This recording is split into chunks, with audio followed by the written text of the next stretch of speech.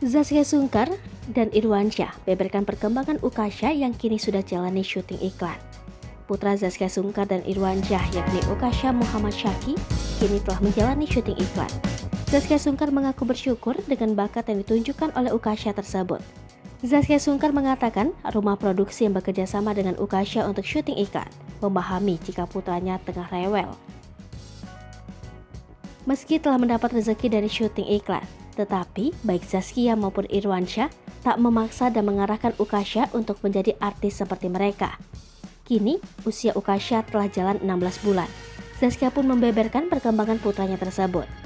Tentu aktivitas menjadi ibu rumah tangga cukup menyita waktu kakak Shireen Sungkar tersebut. Namun kesibukannya tersebut kini sudah lebih berkurang. Kehadiran Ukasha setelah bertahun-tahun penantian keduanya membuat Irwansyah rela tak mengambil pekerjaan syuting. Bahkan, keduanya rela menolak pekerjaan demi tetap dekat dengan Ukasha. Hal ini antara biasanya mereka hanya meninggalkan Ukasha sebentar saja.